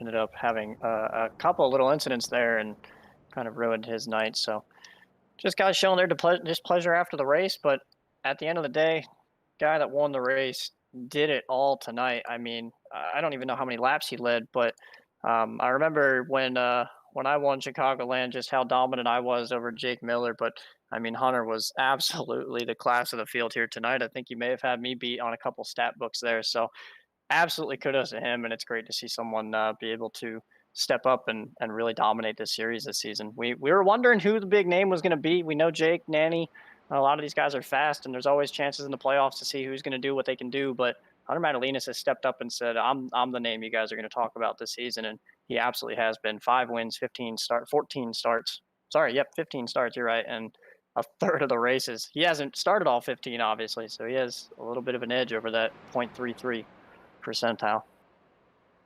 He's doing a well-deserved victory lap. I'm pretty sure Madalinas probably led over 100 laps here today. He really put on a show here at Chicagoland. A great race, but it was kept pretty close most of the day. Madalinas had good competition all race long, but yet he still just put on a phenomenal show and led so many laps here tonight, Elliot. And also Aaron Duclos was able to lock up that final playoff spot in the Great Lakes Truck Series playoffs. So great job by him.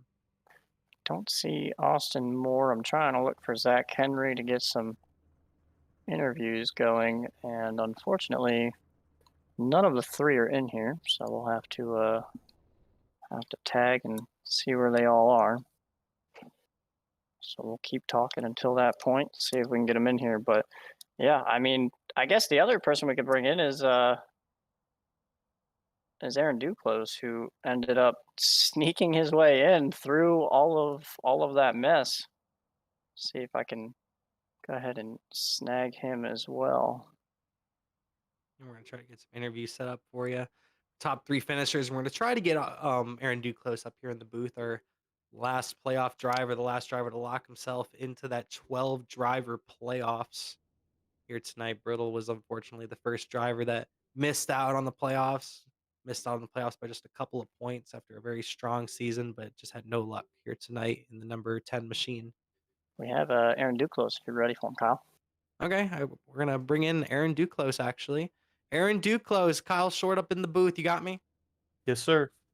Aaron, great race. Great job able to keep your car clean. And it looks like by my calculations that you're going to be the last guy to make the Great Lakes Truck Series playoffs. How do you feel? Feel pretty good. That was definitely a nail biter. I kind of stinks that Hunter Brittle got into an accident and got some damage because I would have liked to battle him heads up for it, but I'm excited.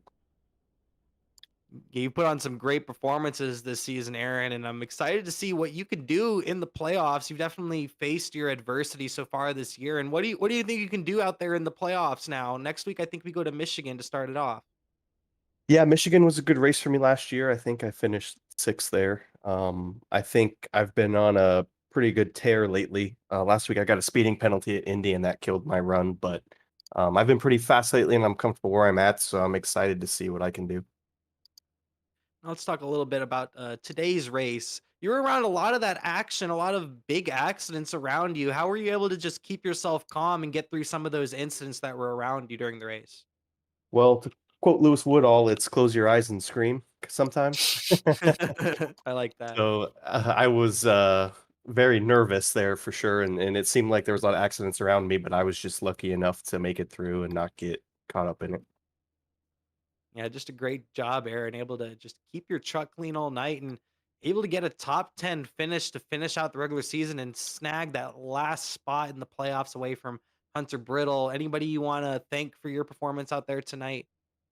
Probably my teammates, Matthew and Daniel and Lewis. They give a lot of good in-race advice sometimes, and we talk pit strategies and things like that. So I'd like to thank my teammates for this. Well, we appreciate you, Aaron, and we wish you a lot of luck in the playoffs. And we hope to speak to you next week with possibly a top 3 finish at Michigan, where we open up the playoffs. And congratulations once again. Just go out there and celebrate, bro. You deserve it. All right, thank you. Yeah, of course. All right, we've got third place finisher Austin Moore ready for you, Kyle. All right, let's bring on in Austin Moore, our third place finisher. Austin, Kyle Lawrence, short up in the booth. You got me? Yes, sir. Austin, what a race out there. You ended up coming home third. How are you feeling maybe on that last run right there?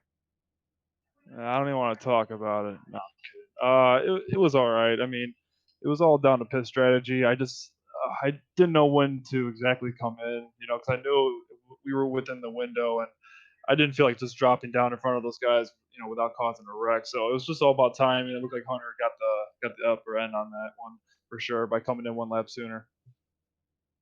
Yeah, Hunter was able to put himself into a good gap. But you had once again a really strong night here in the Great Lakes Series. What was maybe going through your mind when we were getting some of those cautions in the race that really were throwing like a monkey wrench into those green flag runs that we were having? Oh, they weren't too bad. I thought the whole thing was gonna go green flag until me and Lewis got into it. I guess he messaged me. He thought I was going low, and I just decided not to keep killing the tire by dropping down to the apron because it tears the right front up. So it wasn't too bad. I mean, at least we got the green flag run at the end. I thought there was gonna be a late race yellow, so at least it panned out. It all came down to strategy at the end, so it turned out to be pretty good. And that incident with Lewis, looked like you got in a little bit of damage, not too much from that incident. Do you think damage maybe took any effect on your truck at all here tonight? No, no, I only got 8 seconds off that damage, so it was only, just optimal. Didn't matter to me too much. I was able at least to drive through up to the front, about halfway throughout the race. Once I got to the back and had to go over to the front after that big wreck, so, didn't matter too much. I knew that the damage would affect the truck if I hit the outside wall, so it was just important for me to not drive up to the outside wall on turn 2 and 4 and, kill my night. Well, once again, a great performance from you, Austin Moore. Able to come home with at least a top 3. Was very competitive there, especially late in the race with Madalinas. Anybody you want to thank for your performance out there today, Austin? Yeah, I just want to give a shout out to Hunter. First of all, he's a pretty quick kid, and he kept the speed up on me all night long, and it was really good. We ran really close to each other, so it's really rare to get that kind of racing during the race anyway. But I thank my teams with Second Esport, Elliot Henderson, what's up, Elliot? Starter, Chicago Indoor Racing, everybody on the crew. My wife were ordering me tacos during the race, so I'm about to hit that as soon as this interview is over. So appreciate you guys having me in. Well, we appreciate you, Austin. Go eat your tacos. Put some hot sauce on them. Have a great night, bro. Yeah, buddy. Thanks, boys. Appreciate it. All right, I'll go ahead and snag Zachary Henry. Zach, second place finish tonight. You got a copy? It's Elliot up in the booth. I do. How y'all doing? All right. Well, explain to us exactly what happened there on that last run. First off, how did you manage to get back around Austin despite the little bit of a different strategy there? You came out behind him and you tracked him back down. How'd you end up making that happen? I think I guess I may have just saved my tire a little bit more right at the start of that run. Um, I wish I was actually planning on pitting on the same lap that Hunter Madalinas did, to try to jump everybody, and then he just turned down, and I kind of decided at the last minute to just hold off one more lap. So um, I think that was the losing move of the race. But Austin Moore, you hit the wall a couple times going into one on the last probably 10 laps or so. So that obviously helped me run him down. He had a little bit of damage. I think I was just a little bit quicker that entire run than he was. So I just did what I could, ran as hard as I could, and I think I got within a second of Hunter there at the end. Yeah, we felt like maybe if that run was longer, you guys had a green white checkered, you may have had something. You had a lot of that speed. It just felt like you were kind of stuck in that dirty air. Was there a lot of kind of games with the dirty air tonight, or did you just feel like you were maybe like a second or third place truck throughout most of the night? You just couldn't really get your nose out to the lead. I think the dirty air had a lot to do with it. I felt like I was definitely a top two truck. That first run, I just kind of ran behind Lewis the entire time, trying to save a little bit of tires and whatnot. It I don't have a lot of practice, running with running in packs and whatnot. So I typically spend the first 50 laps of each of these races trying to figure out how the vehicle is going to handle behind somebody. And I learned pretty quick that it feels fast for the first 15 20 laps of a run, and then the right front starts to go away. And um, so right after the those cautions there in the middle of the run, I realized when I got back a little bit, when Austin Moore almost or kind of got loose going into turn one on a restart, I fell back to like 10th or so. I realized I had to drive hard to get around everybody while I still had the tire to do so, because it's hard to pass once we get on some old tires. Yeah, but we know you are very good at tire saving. I've been a factor of it at Auto Club myself. I'm well aware of how good you can save tire, and you definitely showed that tonight by being able to drive back up to second. We'll see you in the next Cup race, being a Cup regular. Nice to see you come down and put a show on for us in the Truck Series. And do you have anybody that you'd like to thank for tonight's event? First and foremost, the broadcast team. Probably my favorite part of all these races is going back and watching them. So every race, broadcast team does a phenomenal job, in my opinion. Um, Undercurrents for sponsoring the truck. Go check them out. They are a pop punk band. You can find them on Spotify, Apple Music, YouTube, Facebook, Instagram, um, and then the admin team for Let Me Race, and the trucks as well as the cup cars. I think this is only my second truck start, so it's very new to this, and it was a very clean race running up front. Everybody that was running up front all race, just super clean. We were 2, 3 wide for a good portion of some of those restarts, and we all just kept it real clean up there, and it was an absolute blast. Well, as much as you appreciate us, we appreciate you. We're looking forward to seeing you in the next event. Definitely looking forward to racing you in the Cup Series this week. And we'll see you next time, Zach. Thanks for showing up. Thank y'all. Y'all have a good one.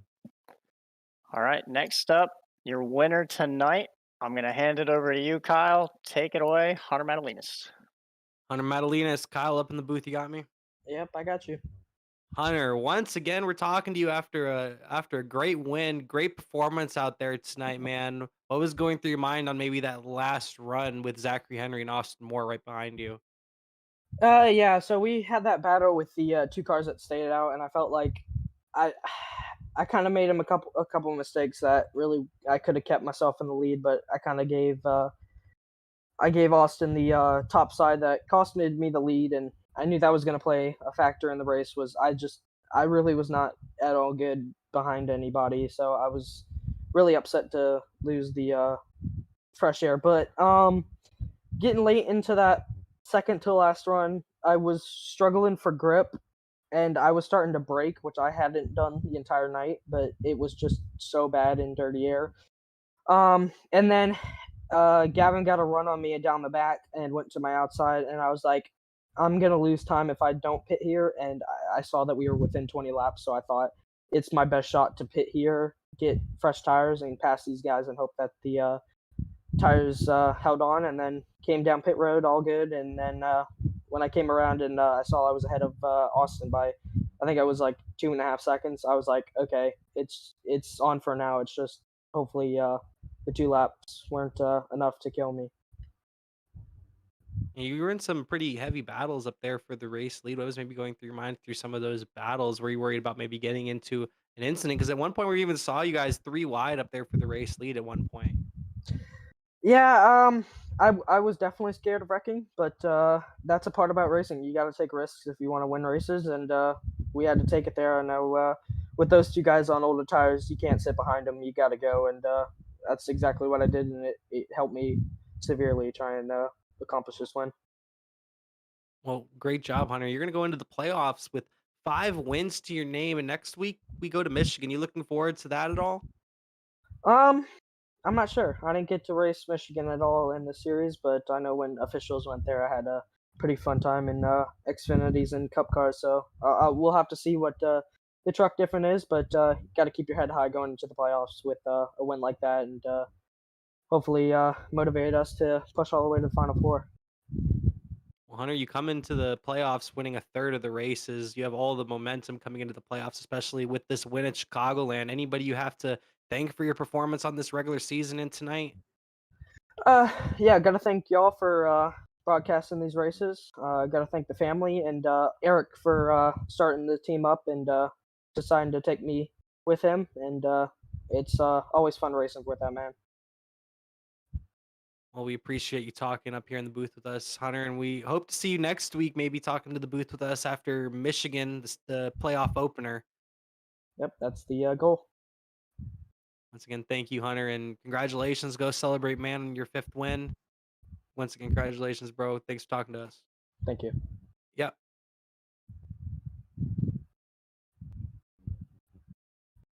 And that was our interviews for the evening. Elliot, any last thoughts before we maybe go through some results and the points?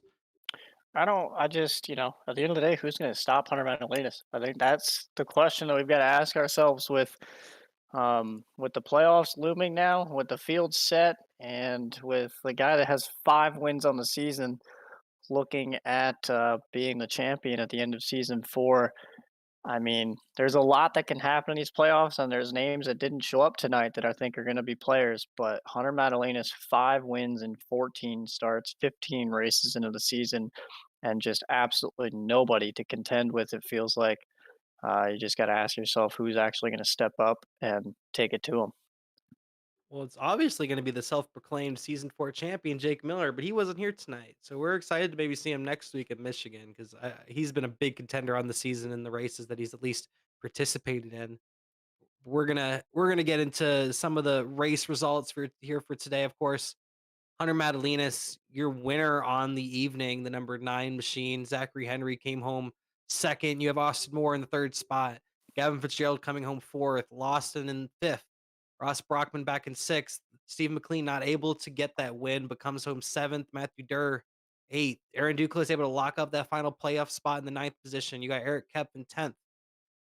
Back in 11th through 20th. You have Shiflett back there in 11th. And as a notable, Woodall fell back to 14th, unfortunately, after a great early run, finishing in the 14th spot. As I said, Jordan Gonzalez comes home 16th with a decent amount of damage. Justin Mons in 18th after another bad luck race. In the 20th spot, you have Hunter Brittle, who just had a lot of damage, was the guy on the bubble coming in and ended up missing out on the playoffs. You have Shane Neiswanger back in 21st. Dustin Visser in 22nd. You have Alex Kolinix, our broadcast partner here, 23rd. You have Aiden DuPont, William Barbagelata, Will Ricard, and Brandon Barkowski rounds out your 27 car field here tonight. Now we're gonna And good. now we're gonna try to go on to the points. We're gonna give you our 16 guys that are locked in to the playoffs. You have Madalinas with those 5 wins. You have Jake Miller with his 2 victories. You have Michael Sensi with his victory. You have Daniel Nanny with his. Those are your 4 drivers that have locked in on victories. In the 5th spot, you'll have Brockman. You have Fitzgerald, who's locked in. You have Shane Neiswanger is locked in. Ashton Lawson, William Barbagelata, Matthew Durr, Eric Kepf, and Aaron Duclos. Those are your 12 drivers that have made the playoffs for the Great Lakes Truck Series presented by Patti Engineering, and they will open up next week at Michigan. Elliot, any thoughts about this? Well, quick reminder: the points are already up on their website, and the winners are given 2 points apiece. So Hunter Madalinas is going in as your top threat. It's reset to 3,010 points. Miller going in at 3,004 with his 2 wins. Sensi and Nanny to 3,002. So all of a sudden, Madalinas has a jump on these guys going in and doesn't need to worry too much. But 5th through 12th, Barr, Brockman, Durr, all these guys that didn't win races, they're 10 points back and they're all set even. So we'll have to see who can come out on top at Michigan. But there's a lot of guys going in here with momentum between Madalinas, Fitzgerald, Duclos on a big swing tonight. Durr was really fast tonight. A lot of these guys have a lot of momentum. And then you've got guys like Nanny and Jake and Sensi who didn't show up tonight, but they're definitely going to be fast. They have been all year. So we'll have to see exactly who can get it done at Michigan and moving through this first round, because it's not an easy round either.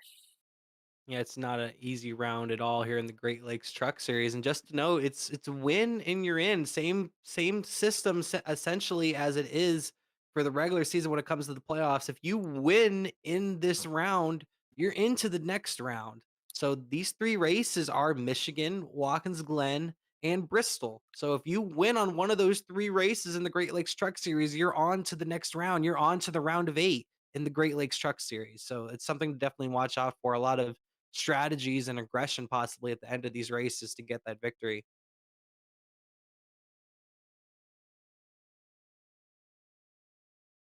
And I think that's gonna do it for tonight. Elliot, any last thoughts before we check out here? Nothing major, man. Just impressive to see Hunter Madalinas get it done, and then you get the 2 Cup regulars that he had to beat out for it with Zachary Henry and Austin Moore. And man, we we saw a lot of calamity with a lot of guys like Justin Mons, Brandon Markowski continuing their bad luck streaks. We'll see if they can get it turned around, but a lot of guys frustrated about missing the playoffs. But I think going into next week and the week after, it's just going to be about who can take down Hunter Madalinas and who's going to come up in this first round as the guy that says it's my stake and I'm winning the playoffs. We're definitely going to be looking forward to that. We open it up, like I said, next week. We open up the Great Lakes Truck Series playoffs at Michigan. So that's going to be a lot of fun starting off the first round of the Great Lakes Truck Series. And then also on Thursday in the Great Lakes Cup Series, we're going to be over at Iowa for the 4th race of the season. So check that out. And I would like to thank all of y'all for tuning in for the Flatout Racing Network's broadcast of the Great Lakes Truck Series. I would like to once again congratulate Hunter Madalinas on winning the race. Then, of course, Aaron Duclos on getting the last spot in the playoffs, and he will be competing for a championship. So congratulations to him. And once again, thank you all and have a good night. And we'll see you either Tuesday or Thursday for Great Lakes Series action. This broadcast is the copyrighted work of Flatout Racing Network and may not be rebroadcast, retranslated, or used in any form without the express written consent of Flatout Racing Network and iRacing.com Motorsports Simulations. Flatout Racing Network would like to thank you for your support, and we hope you enjoyed tonight's broadcast.